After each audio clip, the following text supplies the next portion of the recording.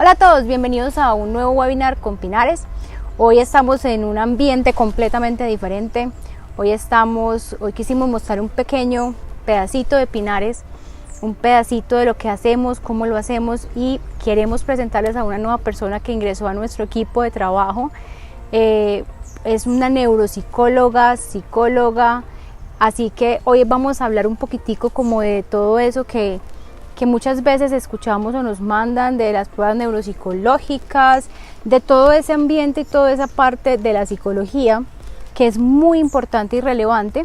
Y desde hace poco nos está acompañando una nueva persona en el equipo y quisimos aprovechar esta oportunidad para que todos ustedes la conozcan y para que ella nos cuente un poquitico más sobre lo que ella hace.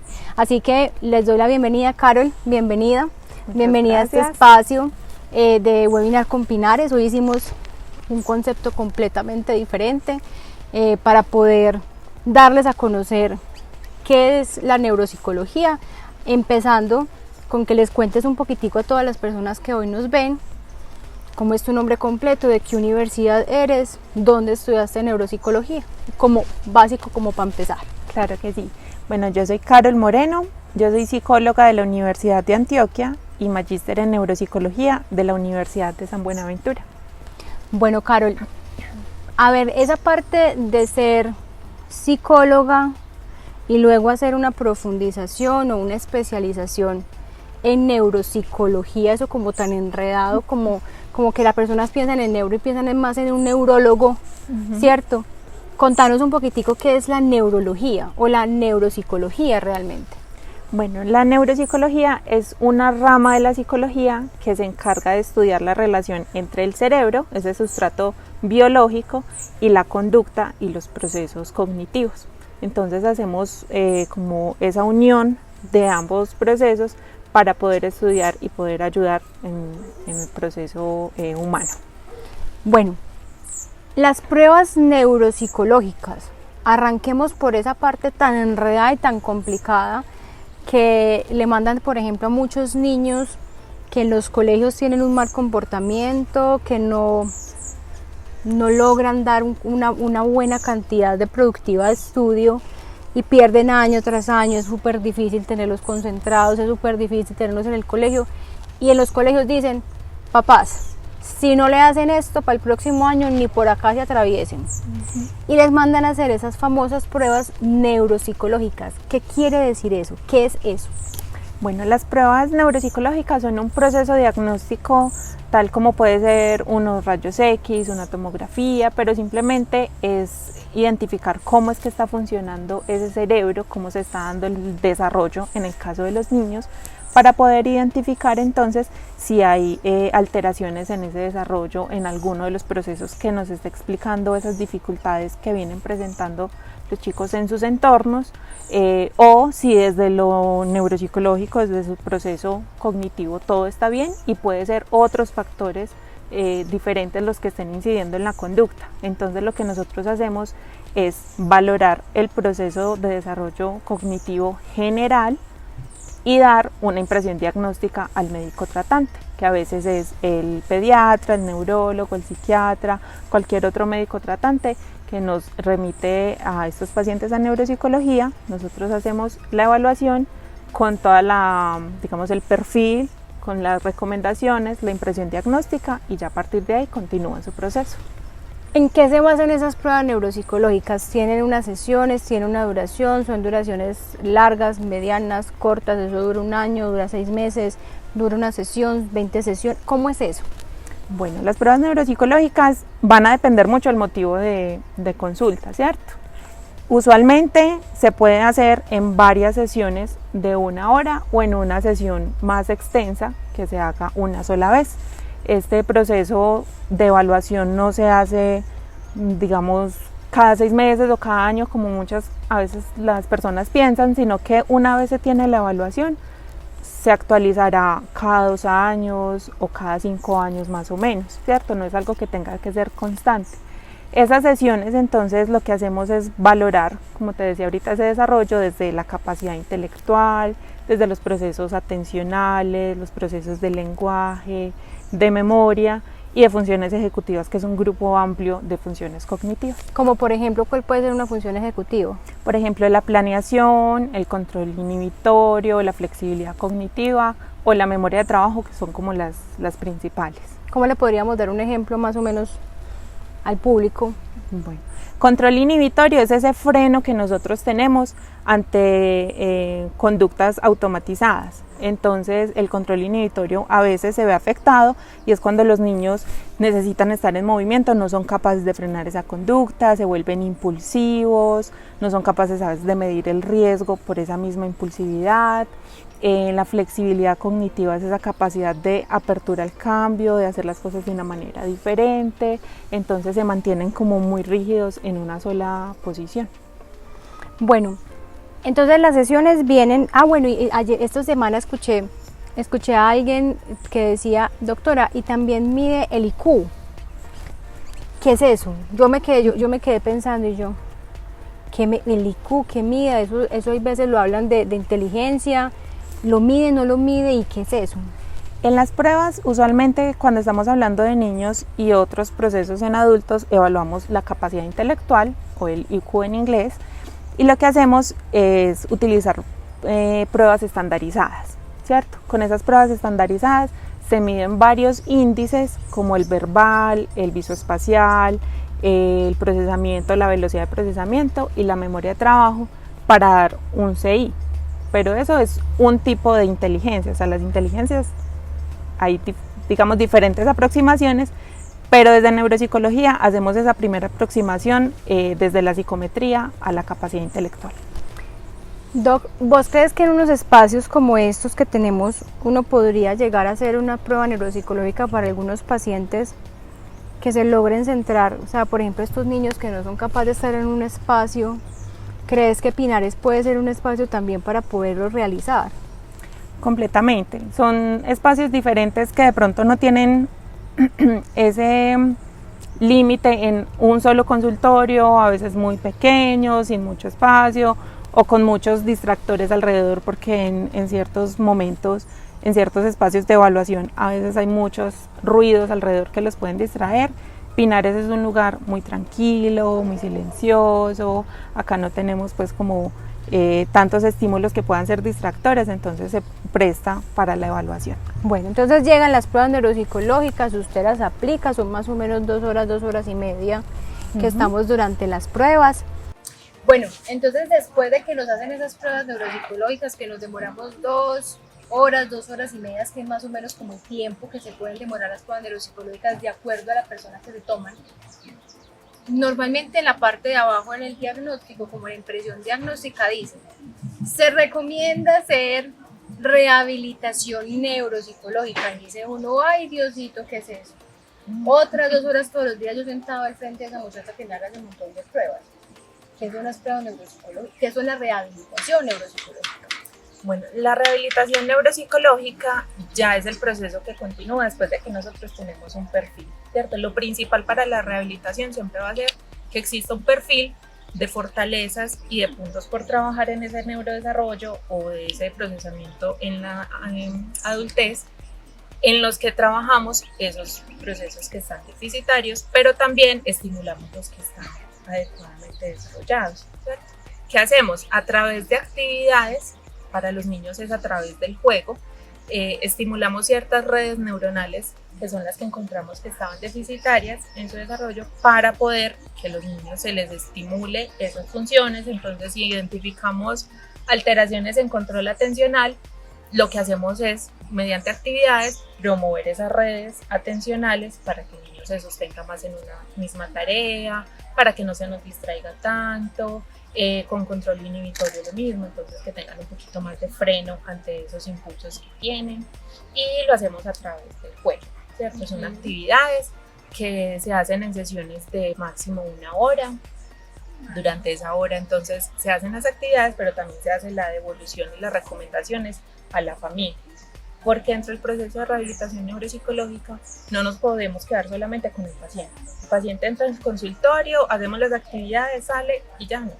Tenemos que promover también que eso que hacemos en el consultorio se vea reflejado no se hace en su nada. día a día. O sea, realmente no se hace nada si le haces una vez a la semana la rehabilitación neuropsicológica, llega a la casa y la mamá o el papá o la red de apoyo que se tenga no implementa o no hace estrategias o se les da herramientas Exactamente. para poder guiarlos, ¿cierto? Entonces, dentro de esas sesiones también es súper importante el trabajo con las familias, de cómo, por ejemplo, cómo la instrucción en casa, cómo manejo el espacio que hay alrededor, cómo le doy una instrucción, cómo hago el acompañamiento también escolar. Entonces enviamos algunas recomendaciones a las instituciones educativas que obviamente son muy generales porque son ellos los que manejan el área pedagógica, pero que desde su perfil cognitivo les podemos dar algunas sugerencias en ese sentido. A veces la rehabilitación neuropsicológica inicialmente podrá ser un poquito más intensiva, pero a medida que vamos avanzando, que vemos que esos procesos se van consolidando mejor, se van teniendo más espacios entre una sesión y otra. Pero todo eso se determina en el caso a caso. Hablamos mucho de los niños, pero los adultos o el adulto mayor, en aquellos que por ejemplo se les hace un diagnóstico de Alzheimer, algún diagnóstico de demencia, se benefician también de la neuropsicología. También, de hecho, la evaluación neuropsicológica es fundamental en el diagnóstico de una enfermedad neurodegenerativa. Si bien hay síntomas que son muy claros, hay otros que pueden ser un poquito confusores, y neurología siempre nos va a remitir a pruebas neuropsicológicas para dar claridad diagnóstica en ese sentido. Entonces los adultos también se benefician tanto de la evaluación, y en rehabilitación lo que hacemos en esos procesos degenerativos pues no es procurar que ellos ganen una función que ya se perdió, sino sostener el rendimiento que tienen actualmente lo que más se puede. Entonces es como el paciente adulto mayor que se le da un diagnóstico de demencia, que es, por ejemplo, sea todavía capaz de bañarse, capaz de comer. Entonces antes, en vez de ponerse a hacer otra cosa, por ejemplo de lavarse los dientes, es incentivar más esa bañada y esa lavada de dientes y ese acompañamiento que el otro. O sea, es como potencializar lo bueno que aún queda. Exactamente. Lo que queda intentamos mantenerlo lo que más se pueda, porque eso va a traducirse en calidad de vida y en independencia. Y también en alivianar un poquito la carga que tiene la familia en el cuidado de este tipo de pacientes. Bueno, entonces, cuando la familia se le manda esa rehabilitación neuropsicológica, ¿cuáles son las expectativas? O sea, la expectativa no es que los síntomas se van a acabar, ¿cierto? Creo que ese tema de expectativas para mí es súper importante, porque las expectativas que se hacen y que se crean en el imaginario o en las personas, aterrizarlas es muy importante, ¿cierto? Porque muchas veces pensamos que al tener un proceso degenerativo como es un Alzheimer, una demencia, y nos mandan a rehabilitación, es que no le está sirviendo porque es que mire que no se baña, porque es que mire que no está haciendo nada, ¿cierto? Entonces es dar a entender a las personas que la rehabilitación dentro del enfoque busca es mantener las cosas buenas y potencializar eso en vez de buscar unas cosas que no son realmente viables, ¿no? Exactamente. De hecho, en el proceso de rehabilitación es mucho también el trabajo que hacemos con la familia en términos de esas expectativas, de aceptación también del diagnóstico, que no es nada fácil para una familia, un diagnóstico de un proceso neurodegenerativo con una demencia, y cómo acompañar también en casa, porque a veces no saben cómo hacerlo, nadie está preparado para esto. Entonces también damos herramientas de cómo hacerlo en casa, cómo acompañar, cómo mantener esa independencia, que se mantengan orientados en su entorno, lo que más se pueda. Obviamente va a llegar un momento en que pues, es inevitable, pero que si podemos retrasar ese momento, ya es, digamos, lo que buscamos en el proceso. Bueno, Carol, ¿cómo has hecho tú durante este tiempo donde la psicología dentro de la profesión, cierto, que tienes, y el separar en algunos momentos el ser psicóloga, pero el dejar a un lado la neuropsicología y centrarte en la psicología clínica, y enfocar obviamente muchas estrategias que se tienen desde la neuropsicología a lo cognitivo-conductual, la Universidad de Cognitivo-Conductual, ¿cierto? De las ramas que hemos hablado, ¿sí? Que ya hablamos de la parte humanista, Entonces, como toda esa parte de lo conductivo-conductual, ¿crees que funciona mucho lo que haces en neuropsicología con lo que se llega a hacer en la parte conductivo-conductual? Yo siento que se retroalimentan ambas áreas. O sea, cuando estamos en psicología clínica, se retroalimenta el saber que el proceso de aprendizaje requiere de unos elementos importantes para que el paciente aprenda cómo hacer sus cambios en su vida cotidiana, cómo tratar pues, con su pensamiento y cómo ir cambiando esa forma de relacionarse con ellos. Pero también en neuropsicología, como te digo, el acompañamiento a las familias, al mismo paciente, pues se va a beneficiar de esa experiencia desde la psicología clínica para hacer eso. Entonces, ambas áreas, digamos que no pelean, no chocan, de hecho se complementan muy bien. Bueno, súper importante, Carol, que de pronto, ya como para ir finalizando, le puedas dar una recomendación a todas aquellas personas que dicen, yo tengo que hacer esa prueba neuropsicológica porque yo no quiero que piensen que estoy loca, o yo eso no sirve para nada, o eso no me va a dar ningún beneficio para mi hijo.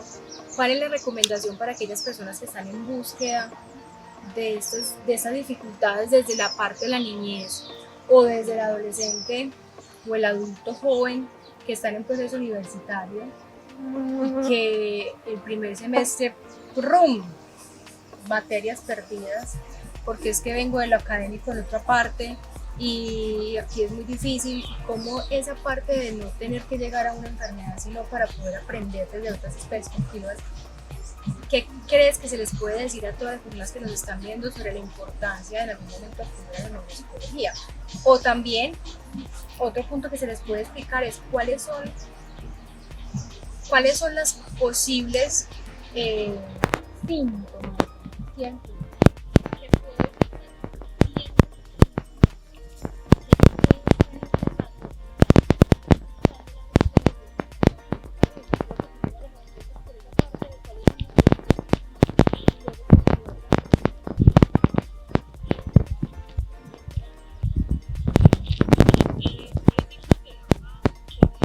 desde una edad muy temprana, como puede ser incluso desde los primeros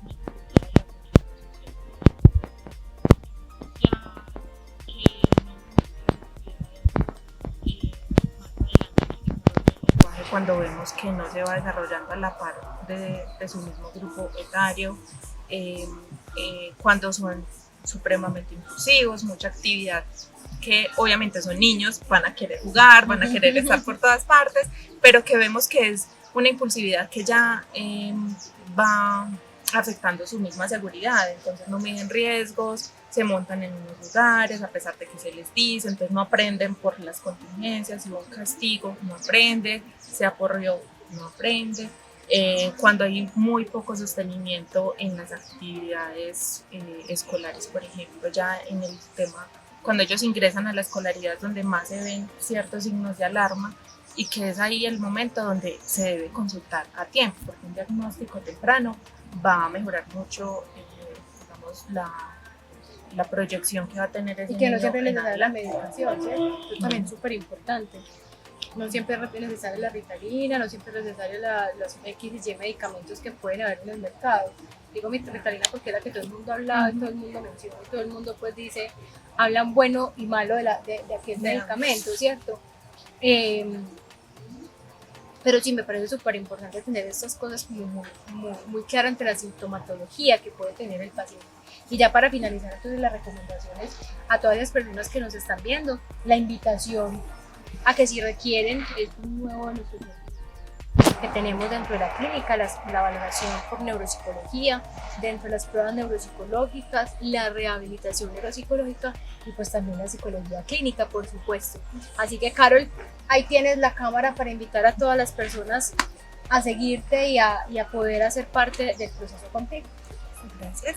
Sí, es súper importante, es un regalo que nos podemos dar, incluso como tú decías ahorita, personas pues, sanas o un desarrollo neurotípico, tener una evaluación previa para después saber si es que estoy perdiendo funciones es fundamental, entonces no es necesario tener un diagnóstico para llegar a la evaluación neuropsicológica Obviamente con los niños, como te decía, un diagnóstico temprano es fundamental para poderlos ayudar a tiempo y poder estimular ese cerebro de la manera adecuada y que eso se traduzca en mayor adaptabilidad a su vida cotidiana. En los adultos mayores también es supremamente importante, no dejemos pasar esos síntomas que a veces uno dice, no, es normal de la adultez o de la vejez, que se me olvide, que me pierda. No, ante esos signos que empezamos a ver de manera temprana, también podemos consultar a tiempo y también podemos tener un mejor pronóstico en el tiempo. Entonces los invito para que vengan a Pinares. Como decía Carolina, tenemos entonces el servicio de evaluación y de rehabilitación neuropsicológica para todas las edades, desde niños hasta adultos mayores. A todos muchísimas gracias. Recuerden que nos pueden escribir por nuestras redes sociales, por Instagram, por Facebook, por nuestra página web, sobre algún tema que quieran conocer. Tenemos muchas personas que pueden sentarse aquí con nosotros a darles respuestas a tantas preguntas que ustedes tienen en sus días a día. Recuerden nuestras líneas telefónicas, estamos para servir, para poder apoyar en cada uno de los procesos que tengan. Muchas gracias por acompañarnos, por estar siempre presentes, ver nuestros podcasts. Recuerden también que tenemos podcasts en Spotify y en YouTube.